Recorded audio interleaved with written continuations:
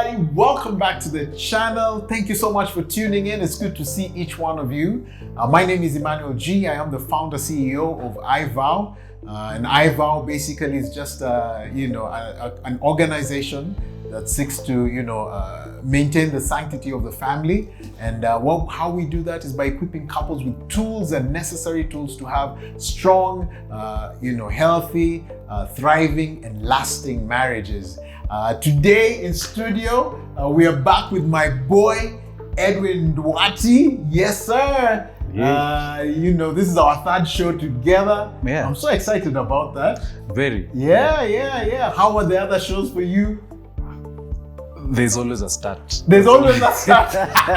There's always a beginning. But yeah. There's always a beginning. They were enjoyable. Yeah, fantastic, man. enjoyable. It's good to have you, man. Thank you so much. Man, the nuggets that this guy dropped in the last two videos. You guy, my guy, if you did not watch those things, please go back to the channel, check out, because the last two videos, what we talked about is thriving and or thriving or trying to get through or surviving through this COVID-19 pandemic season.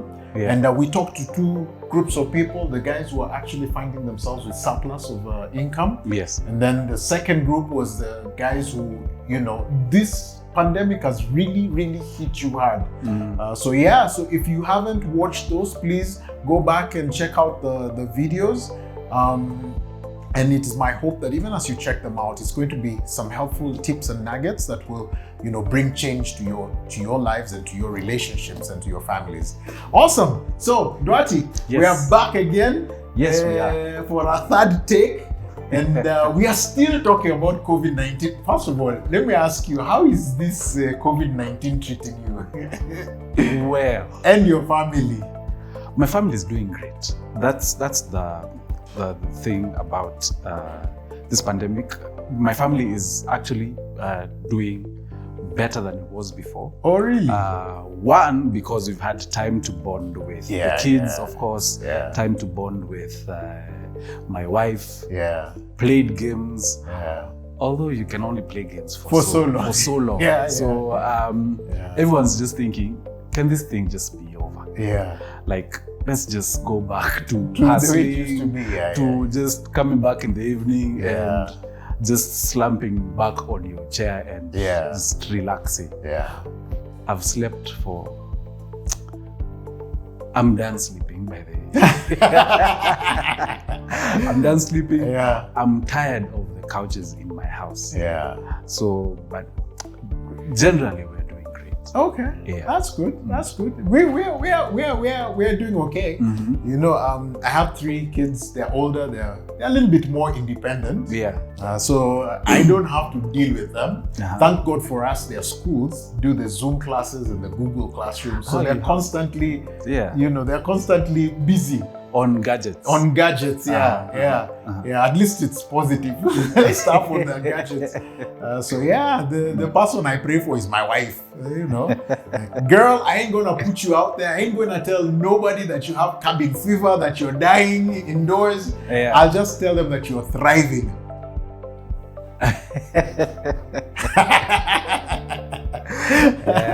Very subtle. I love very my wife. subtle. I love my wife. She's awesome. We're making the most of it. Yeah. Enjoying walks at night, in the evening. At 6 p.m. Once the night is a bit. 6 p.m. At 6 p.m. we step out of the apartment and then walk around the hood, man. Yeah. And get to talk and bond. Man, I've really enjoyed that. The one thing that I really want to change is this fro. Dude, I feel you. I'm just like every day. I'm just like calling my baba. Are you guys? What steps are you taking towards it?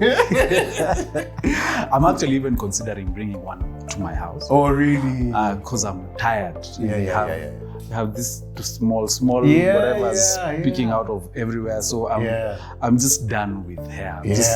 I just want to go back to the way it was before. I know, right? Yeah, clean shaven. Yeah. Bila mashida mingi. I know. Yeah. I know. Cool. Awesome. But glad you guys are doing well, and it's good to see you over here. So today we're going to continue the conversation. We're still in this pandemic season. We've tackled the first two, parts.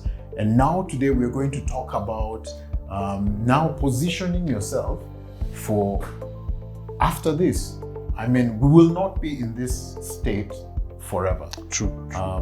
Whatever, I think COVID is here to stay for the most part. Yeah. But I think what is going to happen is probably we'll learn to manage the situation. So what then can we now talk to the couples out there and, tell them that they need to begin doing or thinking through? Because I believe if you don't plan, in advance, you're planning to fail.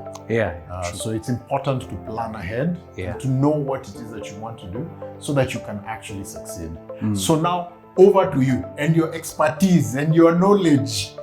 What can you tell us for a couple who's there who's saying, hey, after this, things have to change. What do I need to do? Well, like you said, we don't know whether there will be an after this and how after this is going to look like, whether we're going to be rid of COVID-19 or the coronavirus. We don't know whether we'd have to live with it. So it's good to start thinking of how to position yourself so that you can be able to thrive even after, whatever after is going to look like. So the first thing I'd talk about would be, and this we are lucky because as human beings we adapt quickly. Right? So the first thing I talk about is learn so that you can grow. Right?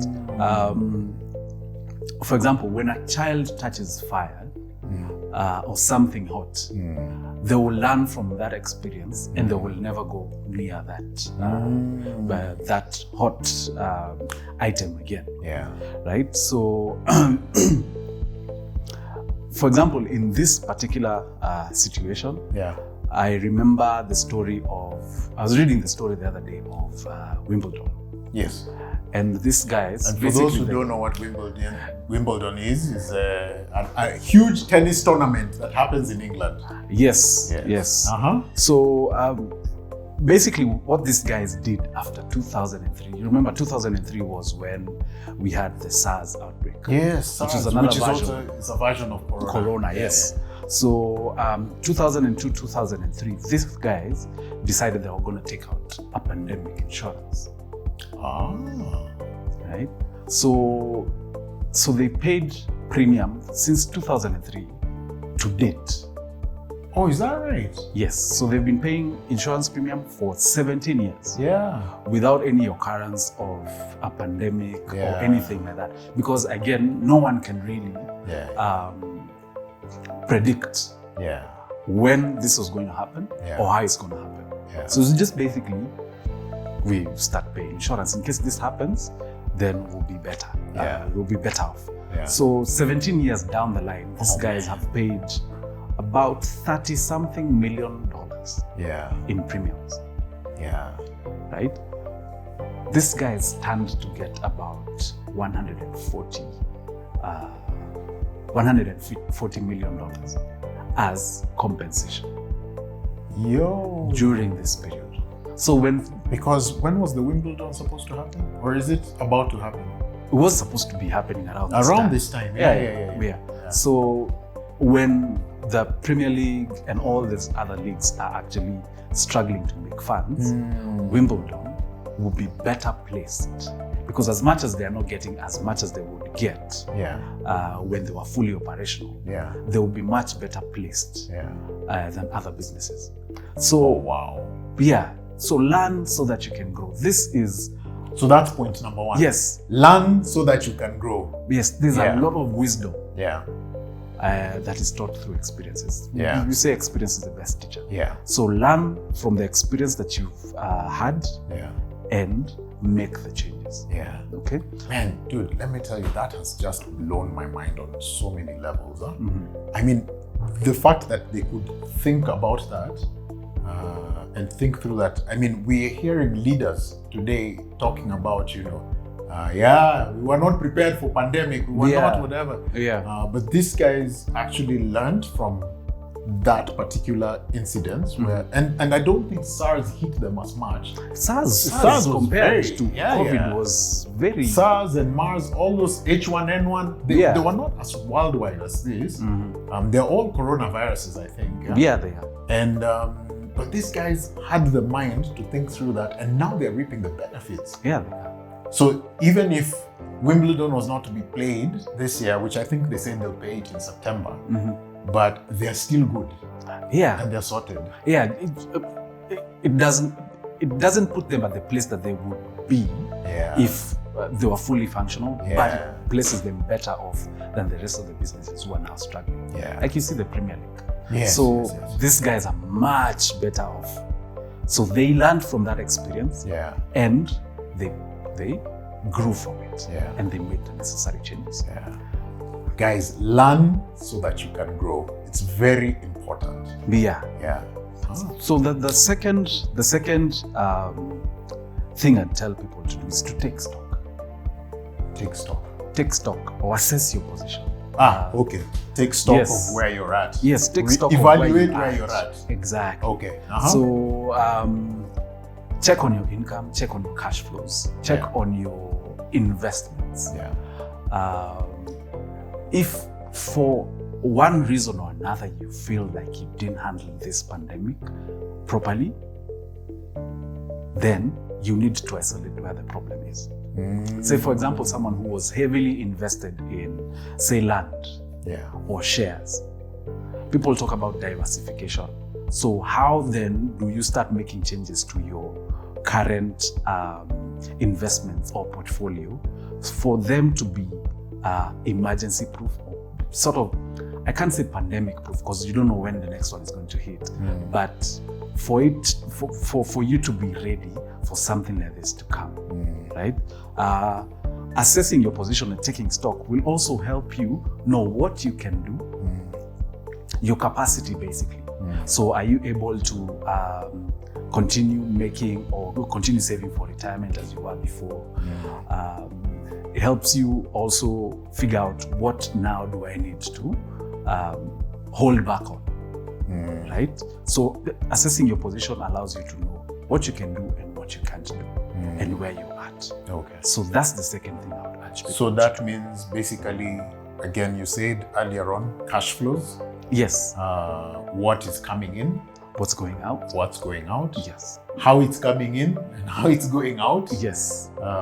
What can be improved there, especially in this season, because many things have shut down. Yeah. So this should be able to tell you or help you gauge, Yeah. you know, how things look when basically stuff happens like it has happened. Yes. So it's Okay. it's ideally you're sort of doing like a SWOT analysis on yourself, like analyzing your strengths, your weaknesses around this particular period.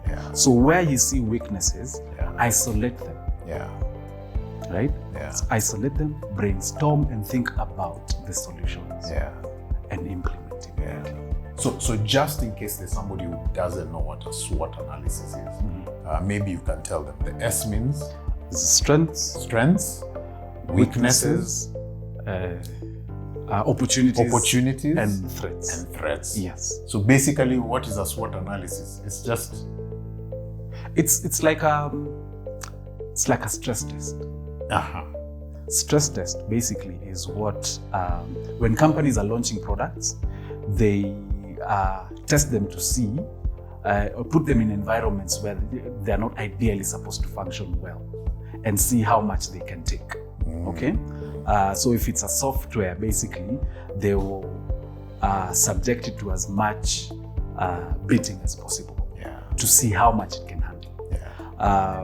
For example, when the car manufacturers actually manufacture vehicles, they'll put them through mountains, they will fire, rain, everything like that. They will even do an accident simulation so that they can see how strong that particular product is or particular model is. So events like this pandemic happen so that you can know where the gaps cracks are. right? Yeah. So you know now where the gaps are. So Yeah. you know you maybe didn't have an adequate emergency fund. Yeah. So you start implementing those changes. Yeah. You know, maybe you were heavily invested, your portfolio was not well diversified. Yeah. You were maybe heavily invested in stocks. Yeah. Now you're taking a beating because of that. Yeah. So you start implementing the changes Yeah. as soon as possible. Yeah. Be proactive about it. Yeah. Yeah. In fact, it's interesting. In your first video, somebody commented Yeah. about the Emergency fund. emergency funds. Yeah. So I'm seeing that's something very important, and Yeah. a lot of us would have benefited from that. Okay, those are the first 2 points. What's the next point? The next point would be understand and know the value of cash. Okay. Understand and know the value of having cash. Yeah. Because cash is what first forms the bulk of your emergency fund. Actually forms the emergency fund, because an emergency fund should be in cash form as much as possible, right? Also that it's accessible. So that it's accessible, so that if something happens, you can just basically get the cash and sort it out. So basically what you're telling me is my emergency fund should not be like a piece of land somewhere. No. Or a home. No. An asset. No. That's not an emergency. No. Because I can't dispose of it. Yeah. Like immediately. to get the, Yes. Okay. Yes. Okay. So people say cash is king. Yeah. Right? And cash is king because of, if you have an emergency, that's the first thing that will sort you out before you having to dispose of an asset. Yeah. Cash is king because it helps you also take advantage of opportunities that arise. A lot of people, a lot of fund managers, a lot of investment advisors now are telling people, this is the time to buy. Yes. Right? Yeah. This is the time to buy if you have enough cash reserves. If you don't, you can't take advantage of these opportunities. Yeah, because basically everything now in this season everything down. is, people are selling either because they need to sort out something, share prices have gone down, and they're going to rebound definitely. Yeah. So you stand to make a profit. Yeah. But you can't take advantage of these opportunities if you don't have cash. Yeah. If you're not liquid, you can't take advantage. Yeah. In fact, it's interesting that you say that, because I think like the wealthy of society, Yeah. the 1% right now is when they are investing and True. they're buying quite a bit. True. Wow. Yeah, that's really powerful. Yeah. So cash reserves, Yeah. you have to have cash reserve. Yeah. But first, start building slowly. Yeah. We're not telling you to put aside, like the comment on the Facebook, whatever yesterday, was, how do I get to 6 months immediately? So it's all bite-sized steps. Yeah. Like you start slowly. Yeah. Rome was never built in a day. Yeah. And slowly you start with a 1-month emergency fund, Yeah. grow it all the way slowly to 6 months. Yeah. That's ideally where you should. So an emergency fund is basically think through, what do I spend in 1 month? Yes. And then now begin to budget towards that. Yes, And exactly. then multiply that. Slowly. To six Put months. it, put a provision in your budget Yeah. to always have something set aside for Yeah. your emergency. Once you get to the 6 months, Yeah. or between 3 to 6 months, Yeah. then you can start saving for other things, Yeah. right? Yeah.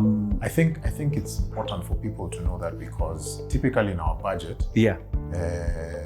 some people, Christians, will start with tithe, Yes. and then now there's rent, etc., and then the big thing that we do is savings. Yes. And that's awesome. But now you're eating into your savings, and there'll be nothing. So if you had your emergency fund, Yes. then you would be good to go. Yeah, because think of an emergency fund as if you are also paying yourself. Yeah. Because an emergency fund sort of sets a protective barrier around your wealth.